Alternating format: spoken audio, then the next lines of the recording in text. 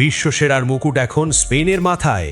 Substitute খেলোয়াড় ফেরান তোরেসের 106 মিনিটের অবিশ্বাস্য গোলে লিওনেল মেসিদের হাত থেকে ট্রফি ছিনিয়ে নিয়ে দ্বিতীয়বারের মতো বিশ্বকাপ জয় করল স্প্যানিশরা।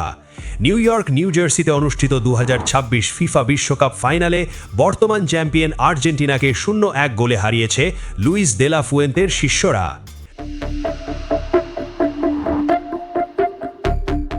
ম্যাচের শুরু থেকে শেষ পর্যন্ত বল দখলে রেখে একের পর এক আক্রমণ চালিয়েছে স্পেন। তবে আর্জেন্টাইন গোলরক্ষক এমিলিয়ানো মার্টিনেজকে পরাস্ত করতে তাদের অপেক্ষা করতে হয় অতিরিক্ত সময়ের 106 মিনিট পর্যন্ত। ডান দিক থেকে পেদ্রো পোরোর ভাসানো ক্রস বক্সে পান নিকো উইলিয়ামস। হেডে দূরবর্তী পোস্ট থেকে তিনি বল বাড়িয়ে দেন ফেরান তোরেসকে। কোনো ভুল না করে দুরান্ত ভলিতে গোল পোস্টের চাদরে বল জড়িয়ে দেন তোরেস। 2010 সালের পর আবারও অতিরিক্ত সময়ের মোক্ষম গোলেই বিশ্ব চ্যাম্পিয়ন হওয়ার গৌরব অর্জন করল লা রোখারা।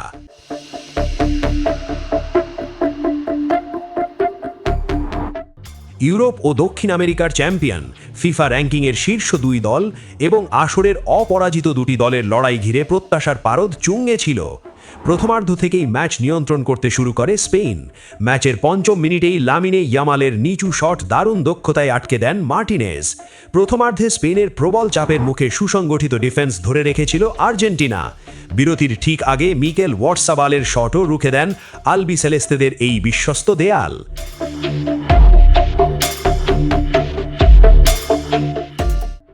দ্বিতীয়ার্ধে আর্জেন্টিনার সংকট আরও বাড়ে ইনজুরি সমস্যায়। বিরতির ঠিক আগে লিসান্দ্রো মার্টিনেজ এবং 70 মিনিটে ক্রিস্টিয়ানো রোমেরো দুজন মূল সেন্টার ব্যাককেই মাঠ ছাড়তে হয়। অন্যদিকে স্পেনের আক্রমণের ঝড় উঠতেই থাকে। 67 মিনিটে ইয়ামালের বাড়ানো বল তোরেসের হেডে মার্টিনেজের হাতে জমা পড়ে।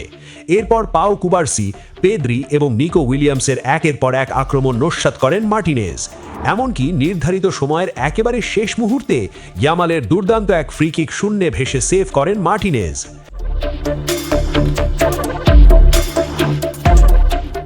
ফাইনালে আসার পথে আর্জেন্টিনা 19টি গোল করলেও স্প্যানিশদের একক আধিপত্যের কারণে অতিরিক্ত সময়ের আগে একটি শটও নিতে পারেনি তারা। ম্যাচের মোড় আরও ঘুরে যায় 90 মিনিটের অতিরিক্ত সময়ে পাও কুবার্সিকে ফাউল করে এনজো ফার্নান্দেজ দ্বিতীয় হলুদ কার্ড দেখে মাঠ ছাড়লে 10 জনের দলে পরিণত হয় আর্জেন্টিনা। 10 জনের দল নিয়েও আর্জেন্টিনা লড়াই চালিয়ে গেলেও অতিরিক্ত সময়েও নিয়ন্ত্রণ ছিল স্পেনের হাতেই।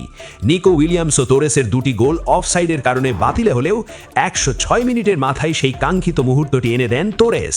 তার এই ঐতিহাসিক গোলই স্পেনকে বিশ্ব ফুটবলের সিংহাসনে পুনরায় বসিয়ে দিল। লাইক এবং সাবস্ক্রাইব করুন স্পোর্টস বাংলা আপডেট। ধন্যবাদ।